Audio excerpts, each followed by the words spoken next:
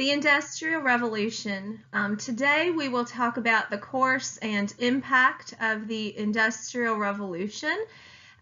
Please recall from yesterday that the Industrial Revolution began around 1750, but it wasn't until the 19th century that it really began to accelerate and change very quickly. Also in the 19th century, something that's important to remember is after the French Revolution and the Napoleonic Wars had calmed down in Europe, continental Europe, particularly in the West, so France, the Low Countries, Prussia, Austria to a lesser extent, etc., began to industrialize very quickly.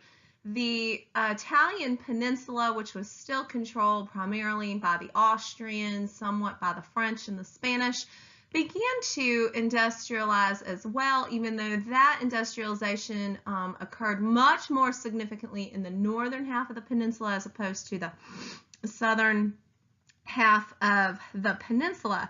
And one of the great impacts of the Industrial Revolution came from the invention of the steam engine. And so by the early 19th century, that technology had spread and had become more efficient, and machines themselves had become more capable and efficient. And as the machines began to become more dominant, there certainly was an acceleration of industry.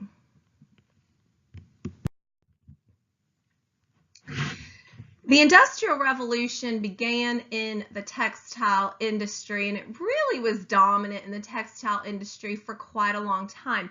Now, the primary shift that happens in the Industrial Revolution, and this is so easy for us in a 21st century world to overlook, but the primary change of the Industrial Revolution is a movement from the production of goods on a farm, in a home, in a workshop, to the production of goods in a factory.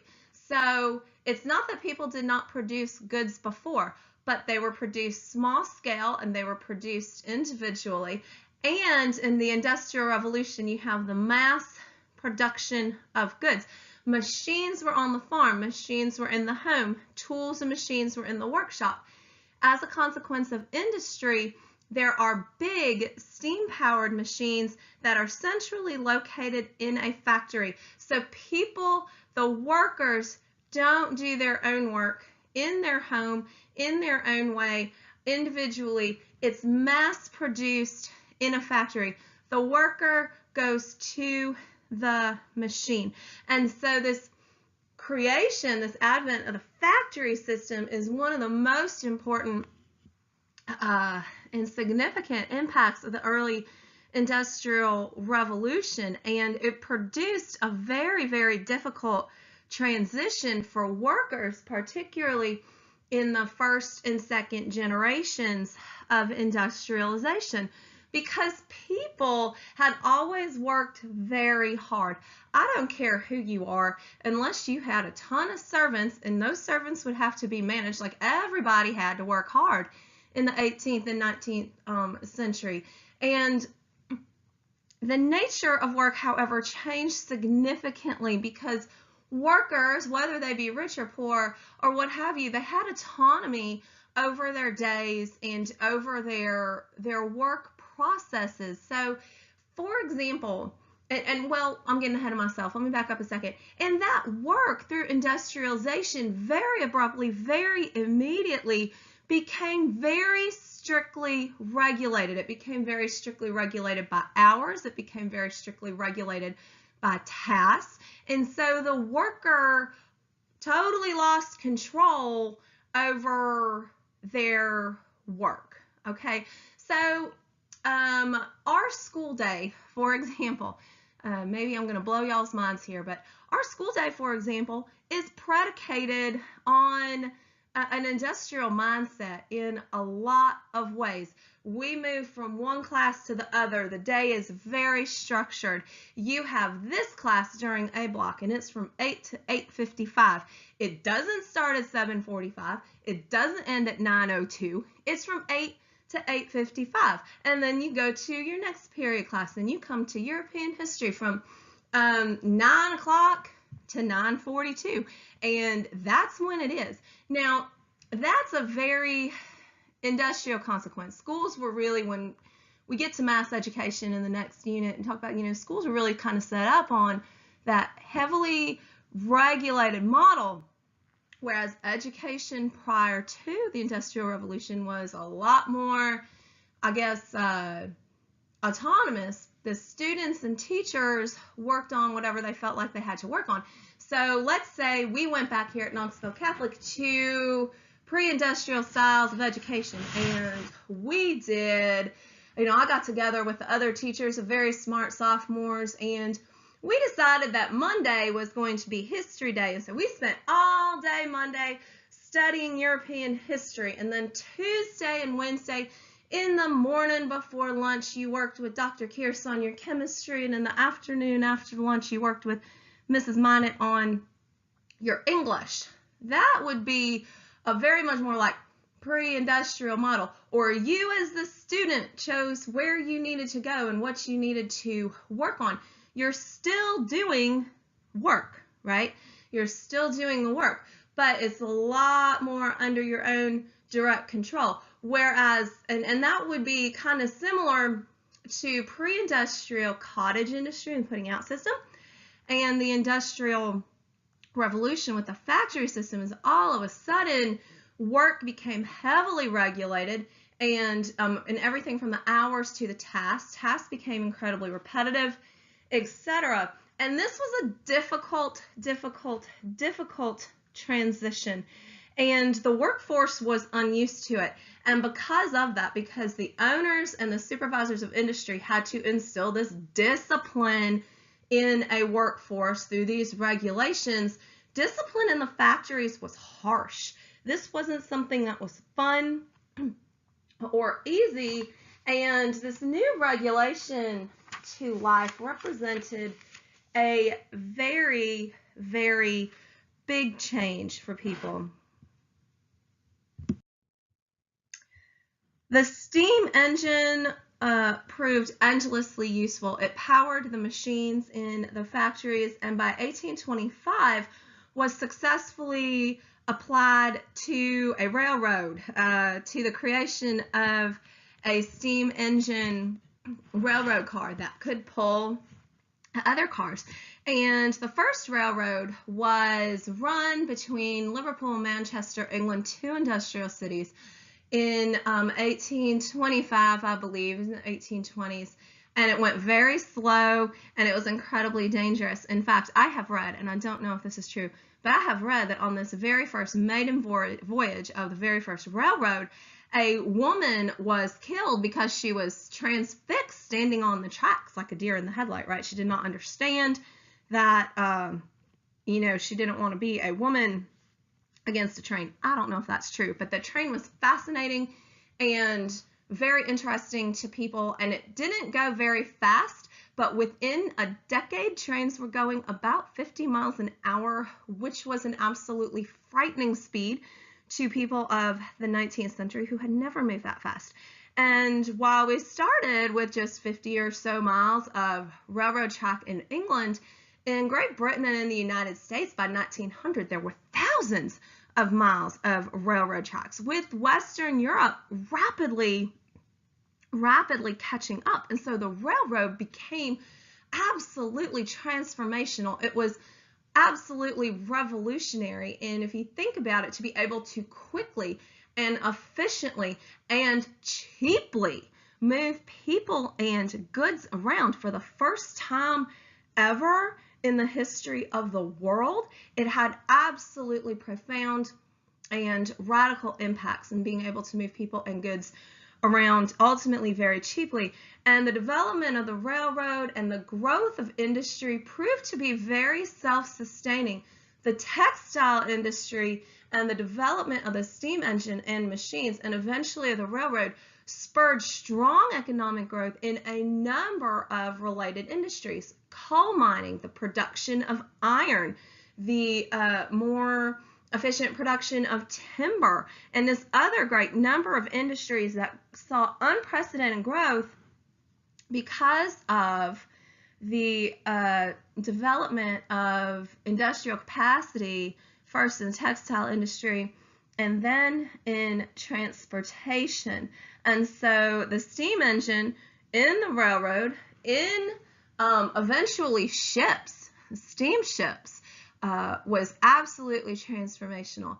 And people in the 19th century began to move in ways and at distances that they never had before, and it also provided for the cheap movement of goods. Because people in the Industrial Revolution, we have this primary shift of work in the home to work in the factory. People have to come to the machines.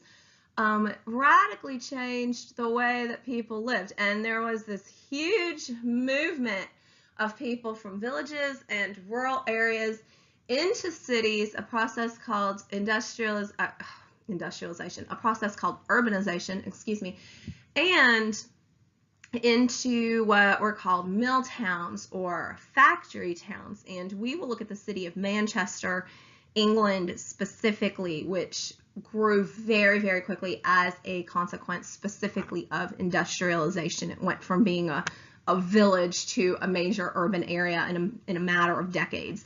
So workers had to come to the factory, and so they lived in close proximity to the factory. And this is kind of a very small drawing, but I think it kind of shows you how all of this worked. So over here we have the houses, okay, and let's say this is the factory. That's probably not really the factory. Let's just say the factory would have been very close. Well, it might be. Here's the workers lined up to go in to work. We have the train up here, which is bringing coal. Every factory, every train would have relied upon a very large supply of coal to keep the steam engines, which operated all the machines, running. We have ships. We have a very close supply of water, etc. And so everything happened right there. Now, there was housing provided. It wasn't really good. And so another transformation here is you've got a population. London, of course, was a big city. There were other cities. It's not that the world had not heard of cities prior to the 19th century and the Industrial Revolution. Of course not. But this really fast urbanization that happens with this close proximity of workers. This wasn't necessarily an easy transition either. Okay. Factories were not really nice places in the early 19th century. They were poorly ventilated. Work was dangerous. Hours were long. Working conditions were poor. Wages were very low. The housing and the living conditions weren't very good either. The industrial workers, lived in very close proximity to each other. It was crowded. It was very often unsanitary. We have to remember that we're still in the time period prior to indoor plumbing, and so numerous families might share a privy or an outhouse. In some instances, the close by waterways were simply used for human waste. As people came in from the villages, they might bring animals. People did try in the early years of the Industrial Revolution to keep animals, to keep pigs and livestock and chickens in urban areas. That produced unsanitary conditions. They didn't have good systems for dealing with human waste or really any kind of waste. There was a lot of crime, as you might imagine, and a great deal of the problems that we still associate with poverty: bad living conditions, poor health, a great deal of alcoholism, because these people's lives, I'm not going to say that if you were poor before the Industrial Revolution you lived a happy, jolly life, but this was pretty miserable for the workers in industry. And so there were really, really high levels of alcoholism, of illegitimate births, out of wedlock births, of violence and crime, etc. And so these were kind of all all problems of the early industrial period, you know, and you put that together, these kind of very unsanitary and difficult living conditions with very difficult and dangerous work conditions predicated on long hours, maybe a 12-hour shift. Most people in the early industrial revolution worked 12 hours a day and half a day on Saturday, and Sunday was their only day off. There were no regulations over who could be hired. Numerous factories hired children. There was a great deal of child labor because children were desirable because they were small and they were agile. They were very often beaten, though, and subject to strict discipline in factories because they had to do repetitive tasks, and they were little kids, and, you know, they had to keep them in order. You can't run off and play and do this. I mean, kids as young as 5 years old would work in factories. They were cheap. They were cheap labor, and they were small. You know, they were able to get their little hands in places. But work was dangerous, too, especially on railroads and even in factories, and very especially in mines. And there was no compensation. There was no insurance for a husband or a father or a child who became disabled on the job, who died on the job. There was no recourse there. And so it was very, very difficult. And you can see here, this is a photograph of Newcastle. I think Newcastle's in England. It's in the north of England.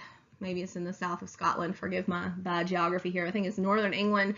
Newcastle was a mining town. There was a lot of coal there, coal mining town. And you can see the row houses. So people, the workers, lived in very close conditions, often, especially in the early to mid 19th century, unsanitary conditions. And it was just difficult. Now, this brings us to one of the most significant along with the changes in work and leisure and kind of the hours of life, one of the very important consequences, impacts of the Industrial Revolution, which was the creation of two entirely new classes of people.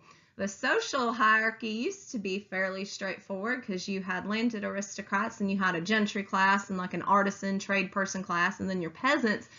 Well, the Industrial Revolution produced two huge and significant groups of people, and one was the industrial working class, and this is a group of people we've been talking about. They had a pretty hard go of it in the early Industrial Revolution, and the other was the industrial middle class, who I will talk about in just a moment.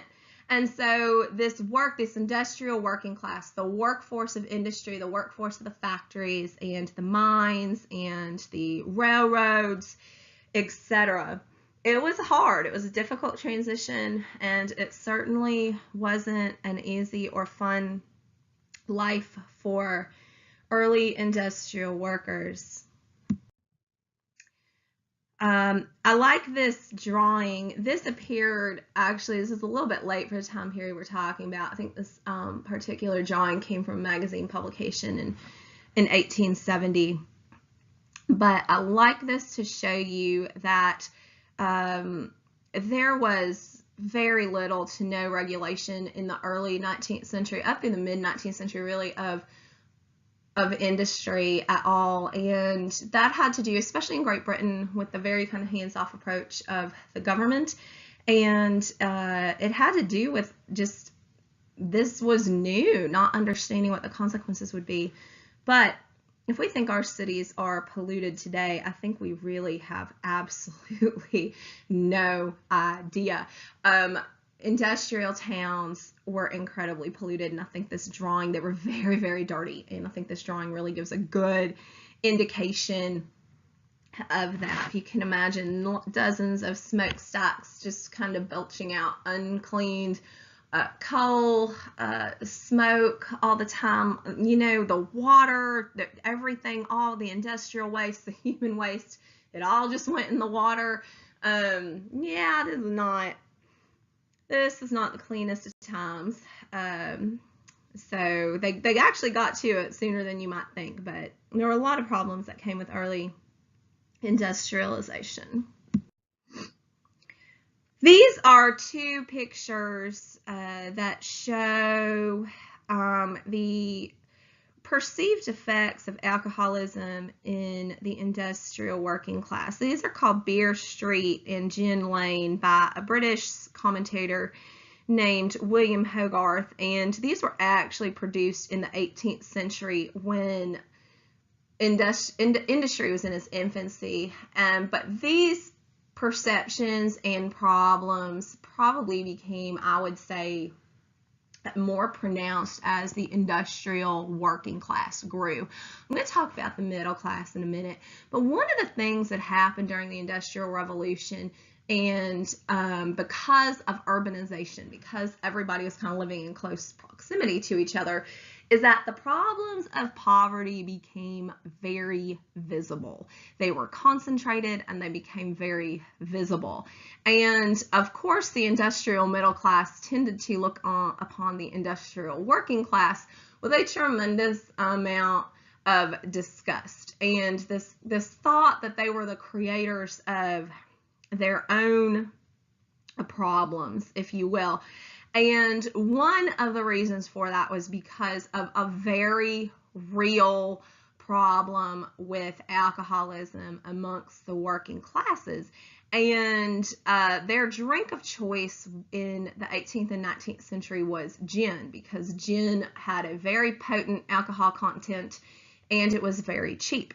And so way back in 1751, Mr. Hogarth is commenting on the prevalence of alcoholism amongst the urban poor in London with his commentary here of Beer Lane and, Gin Lane and Beer Street. And so over here on the left-hand side is Beer Street, and you will see productivity and commerce and healthy-looking people who are engaged in productive work. And then if you look to the right on Gin Lane, you see crime and degradation of all sorts. I mean, just look at the stairs. The woman who is breastfeeding her child and is so drunk that the child is falling over the railing.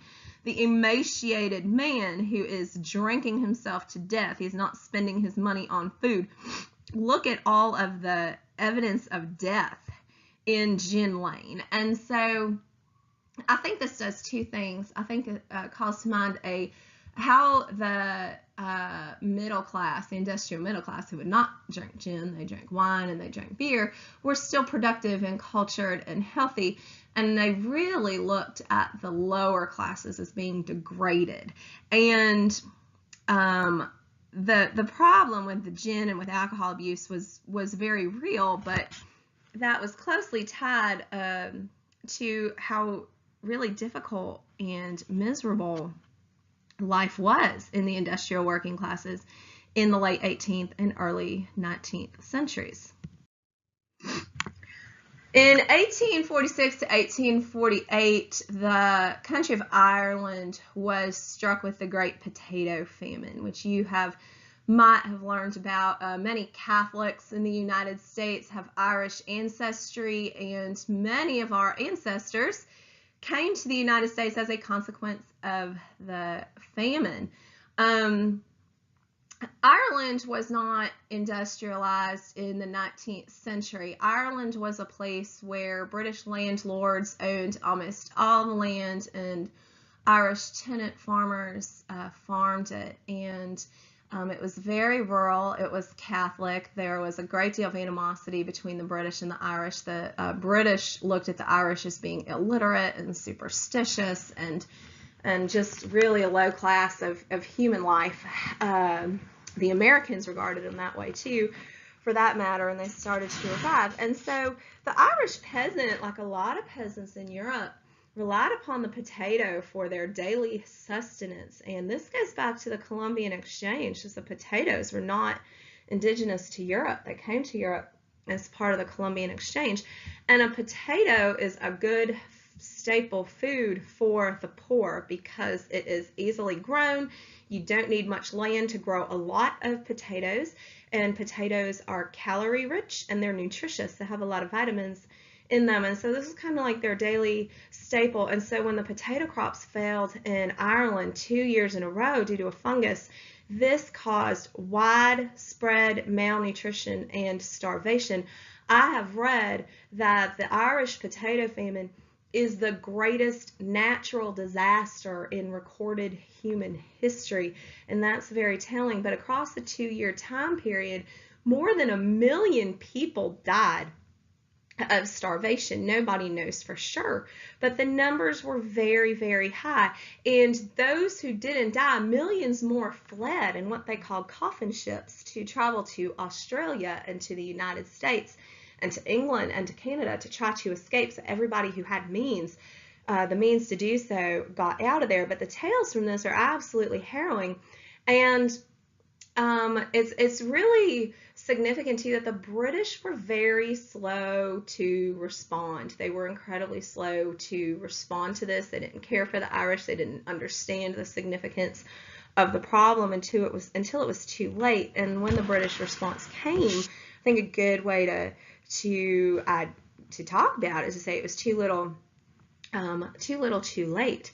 And the famine was very, very costly. And the span of just a few years reduced Ireland's population from about 8 million to less than 4 million. In fact, when I first visited Ireland in 1999, a long time ago, their population was just then rebounding to about 4.5 million people. So this had a hugely significant impact on the country of Ireland, and it really produced, I guess I would say, an awareness or a need for some kind of intervention. And this was not a time period of intervention. And what's really sad about the famine is that there was lots of food in Ireland. It just wasn't getting to the people who needed it. The Irish potato famine was one factor that contributed to what, beginning about 1830 and lasting through the entire 19th century, was a mass emigration from Europe. Now, to emigrate means to leave your country. We are familiar with the word immigrate. Immigrants is the person who has arrived in a new country, and immigrant is the person who is leaving. And so in U.S. history next year, you'll talk about the Great Wave of Immigration. But in European history this year, we're going to talk about the Great Wave of Emigration. Better food supplies all across Western and Central Europe had really, by the mid-19th century, the population just kept increasing and increasing and increasing, despite urbanization and the related health problems, etc. And there simply wasn't enough land, and there simply wasn't enough jobs. And the movement of people, because of the railroad and because of the steam engine, had become much more efficient and much less expensive. And so people left, they emigrated. And not all of these people were poor, but a lot of them did come from the working classes and rural families. And a lot of them were sons who were forced essentially out of economic necessity to go make their own way somewhere else. And most of these people went to the United States. There was a tremendous amount of immigration to the United States. They also went to New Zealand, to Australia, to Canada, and even to India and other places in Asia. And so the Europeans left, millions of them left this great wave of immigration to other places in the world, and it really fostered rapid population growth in the United States and in other places. And we like to think of it, especially in U.S. history, as this big hopeful thing. You know, immigrants come to the land of milk and honey here where the streets were paved with gold, right? As they said. And the United States needed the workers, and they were sucking up the people, and they certainly had the land. And it could be a hopeful thing. We always, in our country, think about the promising, hard-working, ambitious young immigrant. But it was also a very, very sad thing. A lot of families spent all the dollars, all the money that they had, sending a son or two sons to the United States or to Australia or wherever, and they weren't ever going to come home. Very, very rarely were they going to be able to come home? And so I think it kind of puts it in perspective that on the European side, this was a necessary thing, but it was also a very, very sad thing, as you see in this picture. I can't imagine sending off a child or a brother and just with the knowledge that, you know, they're still going to be living, but you probably will never see them again.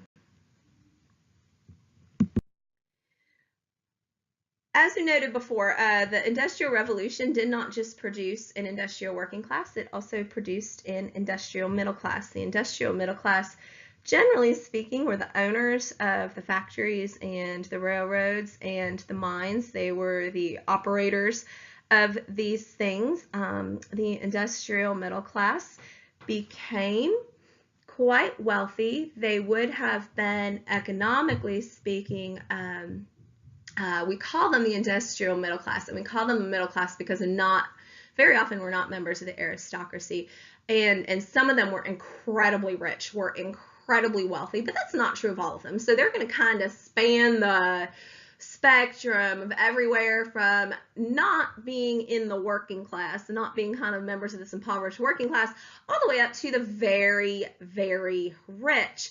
And they fled the inner cities. This whole concept of an inner city developed pretty rapidly in the industrial time period. They didn't want to live close to the factories because it was dirty and it was unsafe and everything. So they moved their families out, and not too far away, as this picture kind of implies, because they still had to be able to get there.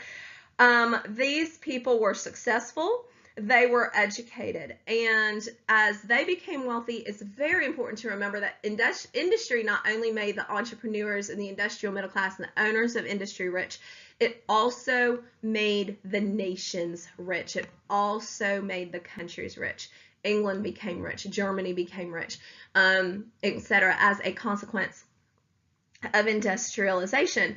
And because their success brought about the financial success of the country, these are people who became incredibly influential. And in their mindset, you know, they really kind of considered themselves the masters of the universe. They understood their role in producing these great success. They had a great sense of man dominating nature, etc. And they really kind of saw themselves as being the beneficiary of their workers, to whom they gave jobs, etc. And they became a very powerful and influential class, culturally, socially, economically, politically, in the 19th century. And we'll talk a lot about them as we get more into the politics of the time period. The industrial middle class were liberals. They were the great 19th century classic economic liberals. They believed in laissez-faire. They believed in limited government. They wanted to be as free as possible from government restraint. And they were big believers in personal freedoms and rights, etc. And so we talked a little bit at the beginning of the semester, nationalism. They were strong nationalists, conservatism, liberalism, the heart of 19th century liberalism, early 19th century liberalism, lay with this economically successful, very well educated industrial middle class. This shows you a drawing of the city of Manchester. We'll study Manchester a little bit more closely in the coming days, but it's a great example of industrial urbanization. It goes in 100 years from being a tiny village to being one of the biggest cities in the world, and goes through all the joys and problems, lots of problems that go along with that.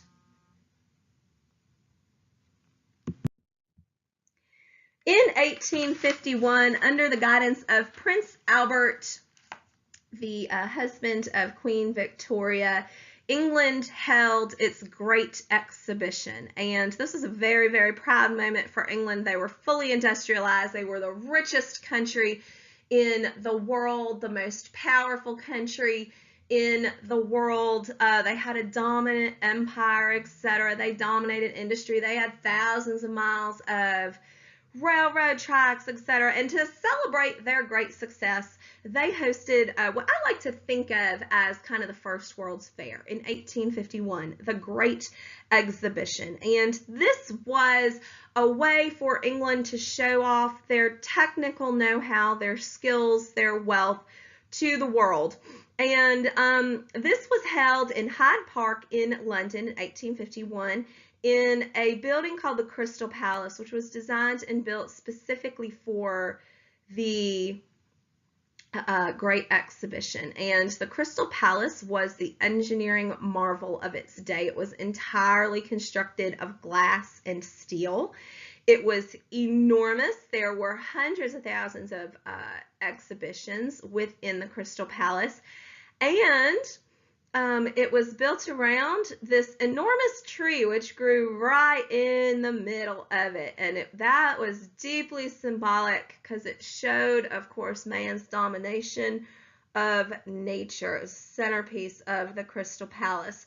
The Great Exhibition was open across several months of 1851, and the world came to see it, and the world was impressed. There were more than 1 million visitors who came not only from England. A lot of people in England traveled to London to see the Great Exhibition, but they also came from all over the world. And so it's a great testament to England's industrial success, their wealth, their power, their might, and their place in the world.